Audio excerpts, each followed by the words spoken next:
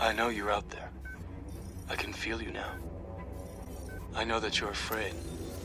You're afraid of us. You're afraid of change. I don't know the future. I didn't come here to tell you how this is going to end. I came here to tell you how it's going to begin. I'm going to hang up this phone, and then I'm going to show these people what you don't want them to see. I'm going to show them a world without you. A world without rules and controls, without borders or boundaries. A world where anything is possible.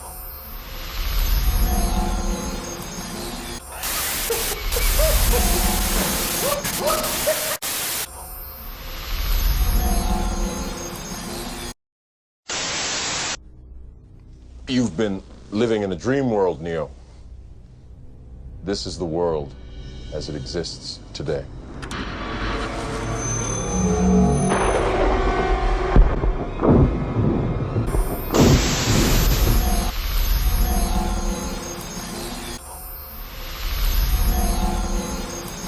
Where we go. And officials say 69 people are dead this morning after a 6.9 magnitude earthquake struck the Philippines late last night. More than 150 people are injured in Bogo City, one of the closest points to that earthquake's epicenter. The governor of the area urging residents to remain calm in a social media video, saying the presidential office confirmed to her it will send immediate aid.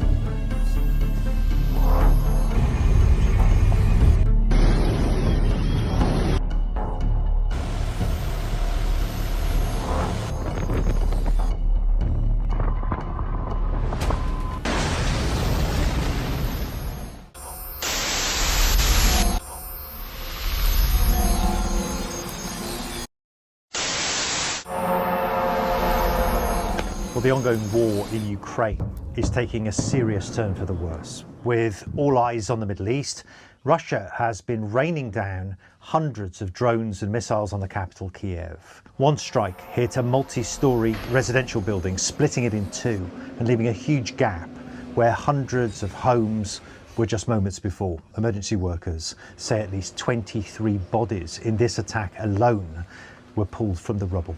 All this as Vladimir Putin of Russia is casting himself as a power broker in the Israel-Iran conflict, trying to shift focus onto his potential role as a Mideast peacemaker and away from the war he's waging closer to home.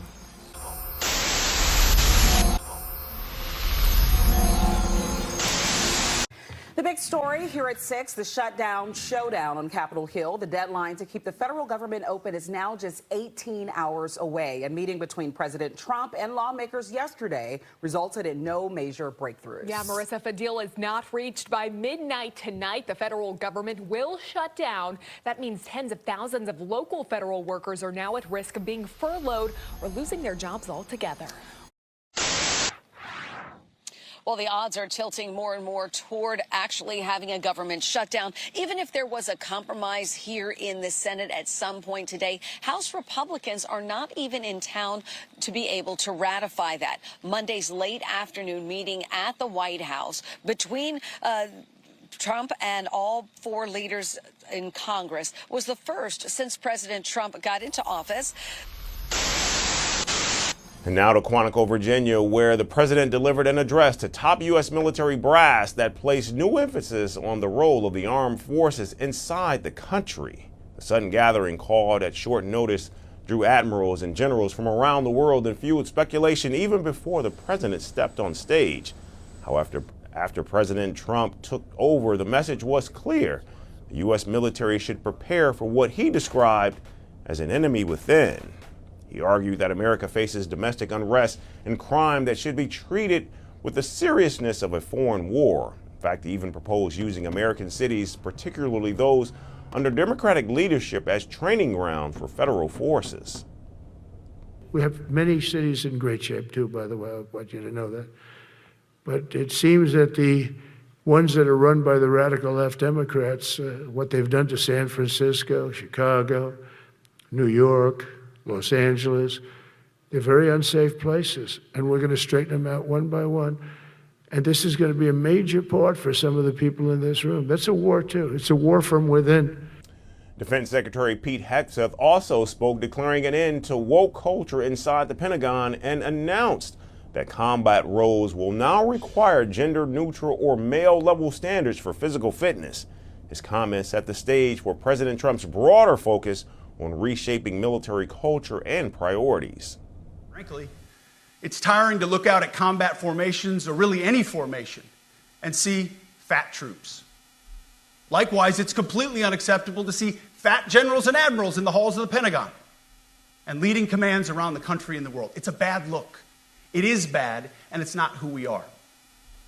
So whether you're an airborne ranger or a chairborne ranger, a brand new private or a 4-star general, you need to meet the height and weight standards and pass your PT test. And the president's speech wasn't confined to just domestic issues. He also highlighted his involvement in Middle East diplomacy, claiming that a ceasefire in Gaza could be reached as soon under his plan, which he said has been accepted by Israel and Arab states, but still requires agreement from Hamas. But we have just about everybody. We have one signature that we need, and that signature will pay in hell if they don't sign. I hope they sign for their own good and we create something really great. Bizarrely, the president once again raised the issue of the Nobel Peace Prize, insisting that his record makes him deserving, but lamenting that recognition is unlikely. He described the lack of acknowledgement as an insult to the United States. Will you get the Nobel Prize? Absolutely not. They'll give it to some guy that didn't do a damn thing. They'll give it to a guy that wrote a book about the mind of Donald Trump and what it took to solve the wars. And he'll get the Nobel Prize will go to a writer. And speaking about Ukraine, President Trump expressed disappointment in Russian President Vladimir Putin, criticizing the length of the war and suggesting Russia should have concluded the conflict quickly. He maintained that U.S. diplomacy under his leadership could still bring the fighting to an end, though no breakthrough has yet to be achieved. Disappointed in President Putin. I thought he would get this thing over with. He should have had that war done in a week. And I said to him, you don't look good. You're 4 years fighting a war that should have taken a week. Are you a paper tiger? And it's a shame, but I think eventually we'll get that one done. And of course, the president could not conclude his speech without attacking his predecessor, Joe Biden, blaming the chaotic withdrawal from Afghanistan for emboldening Russia. He contrasted Biden's presidency with his own, portraying himself as a leader who restored global respect back to the United States. We're witnessing the triumphant return of peace through strength. We have great peace through strength. America is respected again as a country. We were not respected with Biden. They looked at him falling downstairs every day. Every day the guy's falling downstairs. He said, it's not our president. We can't have it. I'm very careful. President Trump ended with emphasizing his vision for the U.S. military's future, a force focused less on political correctness and more on toughness, readiness, and domestic security. He even applauded efforts to rebrand the Pentagon as a Department of War, calling it a reaffirmation of America's purpose and pride. The president's overarching message was stark. The military's most important battles may no longer be foreign, but actually domestic.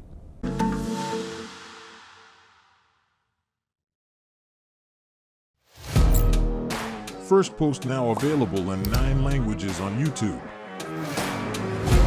English, $36 trillion. French, Le FMI, German, Geschäftsführenden Direktor, Hindi, $30 trillion kakaljo.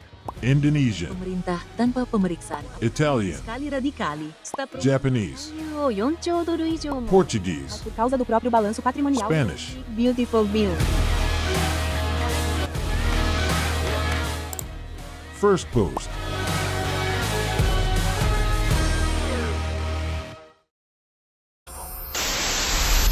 If you just bought a smart TV, the FBI is also issuing a warning over those devices. So what this means is I could be sitting here watching TV from my bedroom, and you could be anywhere in the world looking at this image of me watching. Yep. So if the threat is sitting right there in your home, The question is, how much of your life is being seen and sold without you knowing it? Behind that screen, it might be watching your back. Really scary stuff when it comes to these smart TVs. Yeah, I don't know about you, Vlad. The last time I bought a phone that was a non-smartphone, it's a long time ago. Same thing with your television. And just like we have to lock our phones down and our home computers down, now we have to lock down all of these smart devices in our living rooms, including our television. Well, what's going on when you're talking to the television is that it's capturing your voice and translating it into text through a third party, through another company, and then trying to send the control back to the television. The problem is that when you have that sort of software and the microphone on all the time, it's collecting a lot of information about what you might say in the privacy of your own living room. But while your attention is on the screen, your smart TV is doing more than just showing you content. It's quietly taking notes, snapping images of what's being displayed. Not a couple here and there, up to 30 full frames every minute, even if you haven't touched the remote. According to US Patent 10,951,698b1, filed by Inscape Data Services, this isn't a hidden bug or random glitch. It's built into the system, part of a process called real-time visual sampling. Even when your TV appears to be in standby mode, it's still scanning what's on the screen and collecting that data. They call it smart interactivity. Sounds helpful, but not really for you. Companies and identity thieves are targeting you. And the worst part? These criminals face zero consequences for what they're doing to you. The reality is, your personal information is out there, exposed and vulnerable. It's on you to protect yourself. So what this means is I could be sitting here watching TV from my bedroom, and you could be anywhere in the world looking at this image of me watching. Yep, I could be sitting on a laptop in a cafe in Paris, and as long as I have a network connection, I'd be able to get into your TV and access the camera. The kind of scary things about it is that it doesn't actually give any indication that the camera's on, and there's no little LED that shows up when the camera's on. So it could actually be watching you and you never even know. Do you know that we all have a secret digital profile collected by our two smart TVs? So how exactly does our TV know so much about us? It all comes down to something called ACR, or automatic content recognition. This technology is built right into many smart TVs, and it's far more powerful than most people realize. ACR works by not only taking screenshots, but also listening to the audio coming from your screen. Then it compares that content to a massive database of shows, ads, and scenes to figure out exactly what you're watching and when. It's not just about knowing the channel or app. You're being tracked down to the second.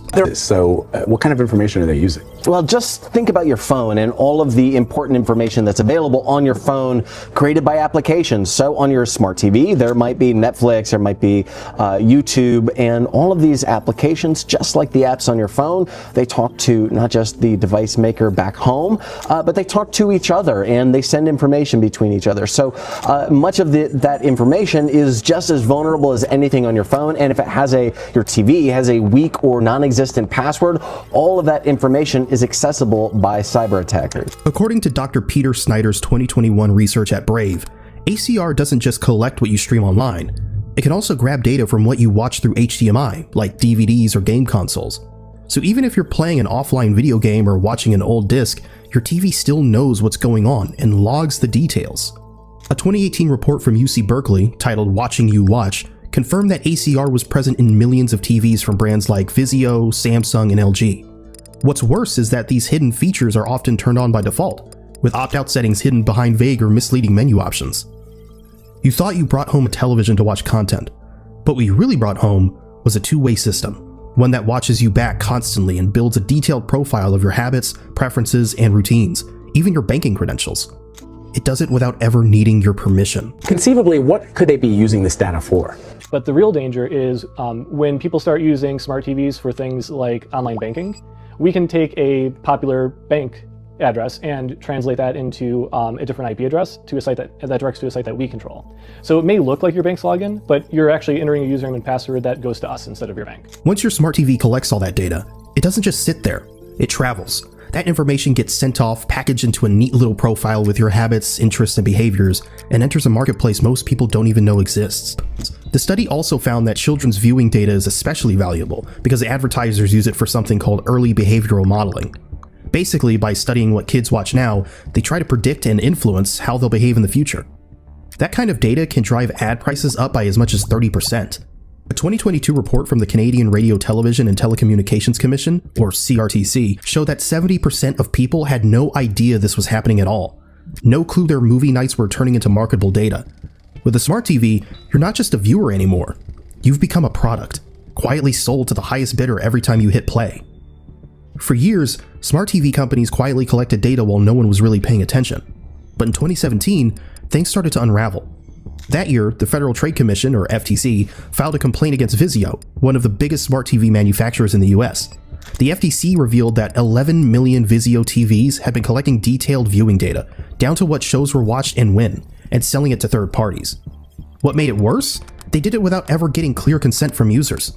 In the end, Vizio settled the case, agreeing to pay $2.2 million and delete all the data they had just gathered. Meanwhile, overseas, regulators also started digging. In 2023, the European Data Protection Board, or EDPB, launched investigations into firmware updates by Samsung and LG that were silently resetting privacy settings, turning tracking features back on after users had opted out. All of this caught the attention of digital rights advocates. Jeff Chester, director of the Center of Digital Democracy, testified before Congress in 2020. He called smart TV tracking the most invasive, invisible form of commercial surveillance today. But the truth is, the tracking never really stopped. Your TV keeps working silently in your living room. Marketers are more committed to developing data analysis skills in coming years than social media skills. Turning off tracking on your smart TV might feel like you're taking control, but it's not as solid as it seems. The truth is, most opt-out settings aren't really built to protect you. They're built to look like they are. A 2022 study published in the journal Technology and Privacy found that just getting to the privacy settings usually takes 8 to 10 clicks, buried deep inside menus that most people never even explore. And even if you manage to find and switch everything off, the protection might only be temporary. According to the 2023 Privacy Reset study by University College London, around 60% of major smart TV brands silently turn tracking features back on after firmware updates. No pop-ups or prompts. It just quietly resets in the background. TV makers defend this behavior with legal loopholes. They often redefine personal data in their terms of service, conveniently excluding things like your viewing history or HDMI input metadata. That means they can keep logging what you watch even after you've opted out, and still claim they're respecting your privacy. The Electronic Frontier Foundation, or EFF, calls this practice consent washing, a legal trick to give you the illusion of choice while quietly ignoring it. So when you click off, your TV might still be tracking, analyzing, and sharing your behavior like nothing ever changed. Even if you somehow have managed to block tracking on your smart TV, the moment you open Netflix, Hulu, or Amazon Prime, the data collection kicks back in.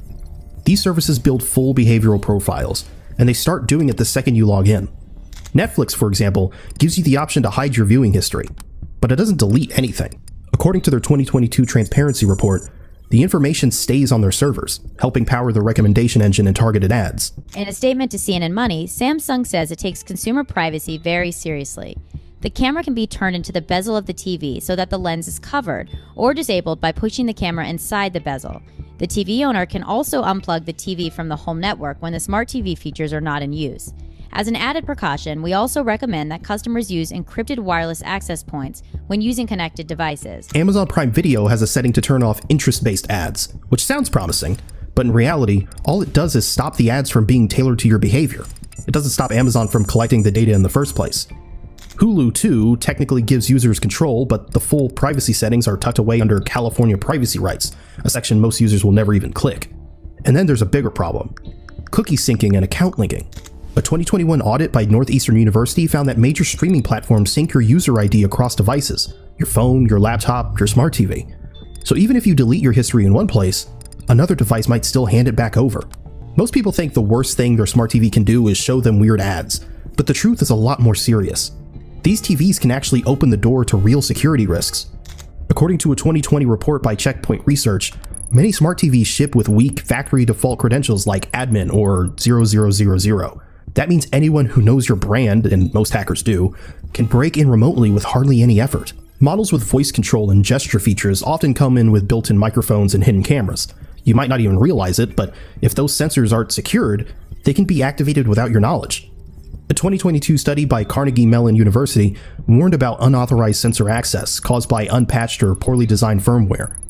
They are trying to tell us that our smart TV could be a backdoor into our home. Samsung issued this updated warning, or whatever you want to call it, on their products that this may be happening. Sort of an ominously worded document, right? It was a little ominous. It said, be careful about what you say in front of the television. Try not to have any sensitive conversations in your living room, because the TV is going to be recording what you say and sending that data off to another company. And once inside, it doesn't stop at the TV. Hackers have used smart TVs as an entry point to tap into home Wi-Fi networks, then move on to more sensitive devices like smartphones or laptop or even baby monitors. That's why even people like Mark Zuckerberg and former Google engineers physically cover their cameras and mics. It's not an overreaction, it's basic protection. If anyone can win a room back, it's President Trump, who convinced these generals there was a good reason to pull them from their posts. I call it the N-word. Oh shit. He's coming in hot here. Is he gonna say the thing? Is this about to happen? Is this it? The word nuclear, we can't let people throw around that word. Oh, okay, the N-word is nuclear. Okay, but that's a weird way to say it, since there's also kind of another word that we famously refer to as the N-word. There are two N-words, and you can't use either of them. Can't use either of them. And frankly, if it does get to use, we have more than anybody else. We have better, we have newer.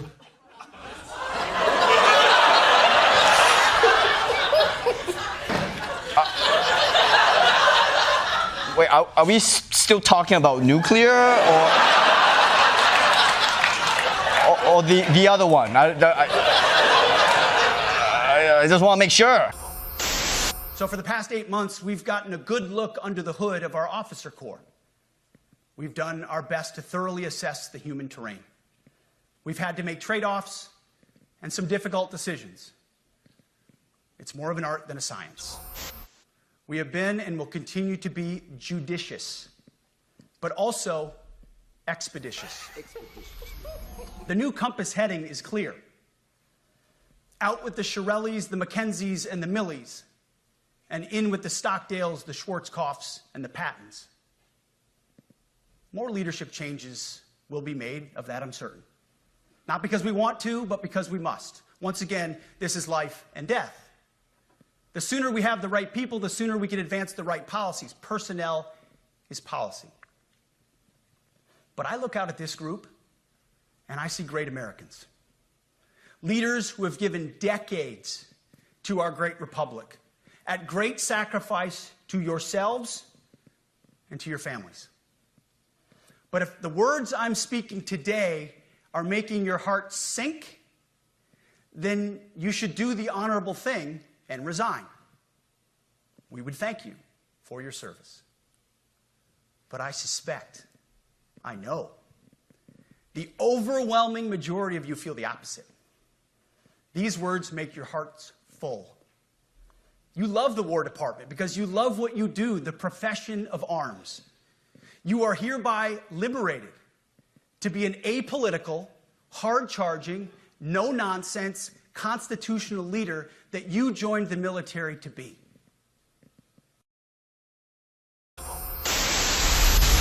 The topic was shrouded in secrecy beforehand and security was tight. Some of the nation's most senior military leaders ordered to board buses at 3:30 a.m. and then wait hours for the event to begin, according to defense officials. This speech today is about people, and it's about culture. Defense Secretary Pete Hegseth telling generals and admirals who'd flown in from all over the world to get on board with a series of changes. If the words I'm speaking today are making your heart sink, then you should do the honorable thing and resign.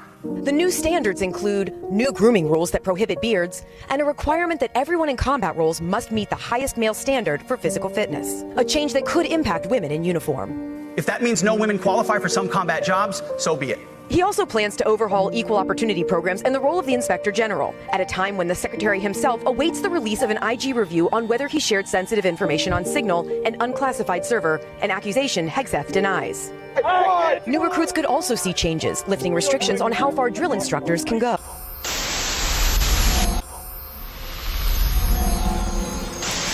America, is it possible to say, you know what, I don't like the way the country is going. and to do something about it. Take that risk. Take that leap of faith. Stay involved. Trust God.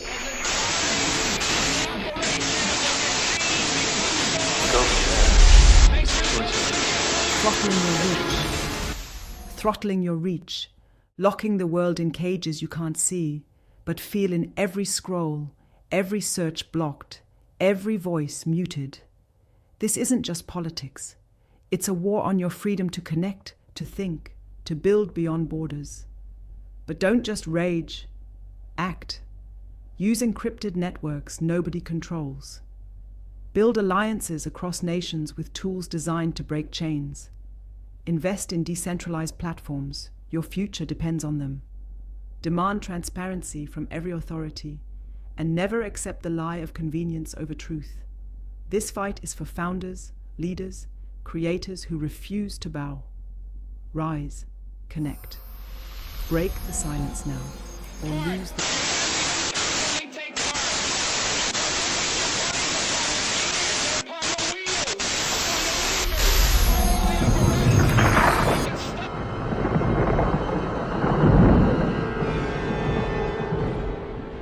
Welcome to the desert of the real.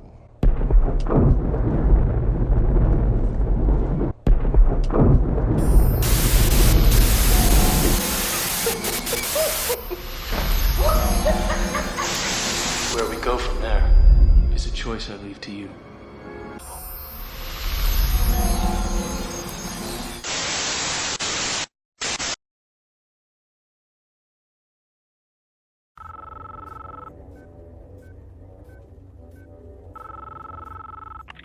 I know you're out there. I can feel you now. I know that you're afraid. You're afraid of us. You're afraid of change. I don't know the future. I didn't come here to tell you how this is going to end. I came here to tell you how it's going to begin. I'm going to hang up this phone, and then I'm going to show these people what you don't want them to see. I'm going to show them a world without you. A world without rules and controls, without borders or boundaries. A world where anything is possible. Where we go from there is a choice I leave to you.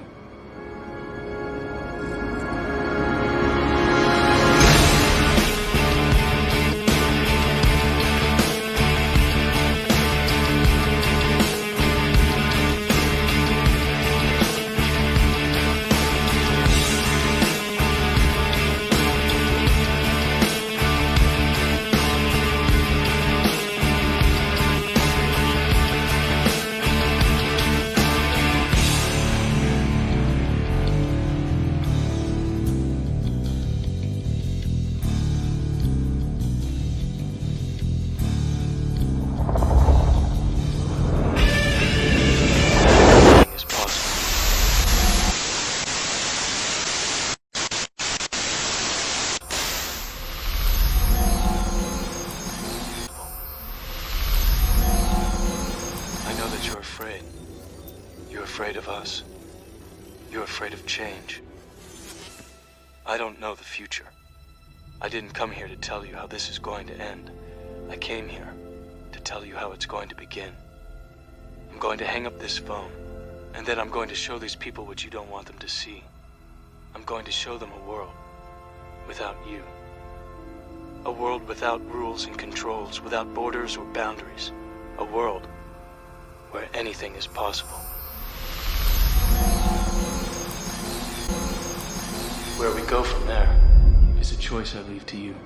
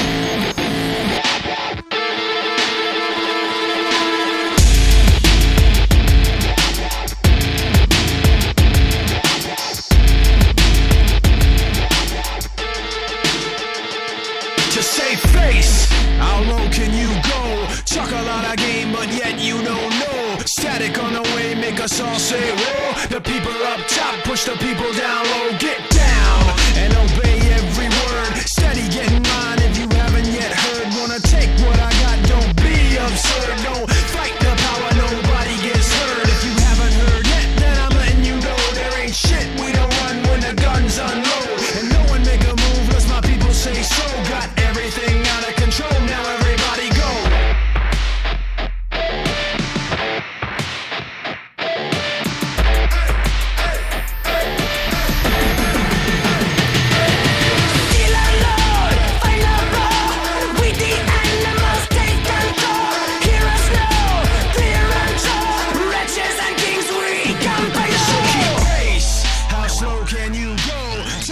Shit and yet you don't know. Fire on the way, make you all say whoa. The people up top and the people down low. Get down, and I'm running it like that. The front of the attack is exactly where I'm at. Somewhere in between the kick and the hi-hat, the pin and the contract, the pitch and the contact. So get with the combat. I'm letting them know there ain't shit you can say to make me back down. No, so push the button, let the whole thing blow. Spinning everything out of control. Now everybody go.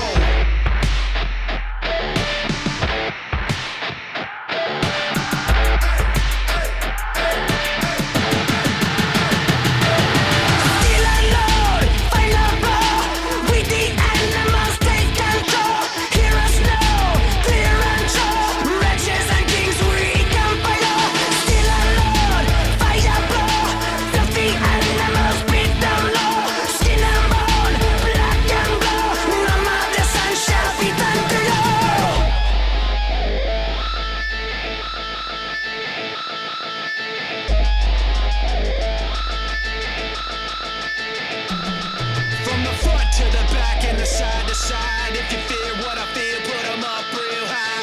Front to the back and the side to side, if you feel what I feel, put them up real high. Front to the back and the side to side, if you feel what I feel, put them up real high. Front to the back and the side to side, if you feel what I feel, put them up real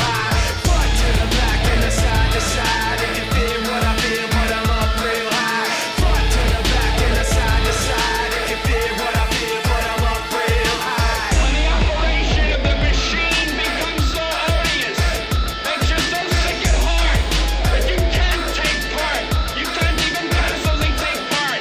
And you've got to put your bodies upon the gears and upon the wheels, upon the levers, upon all the apparatus, and you've got to make it stop. And you've got to indicate to the people who run it, to the people who own it, that unless you're free, the machine will be prevented from working at all.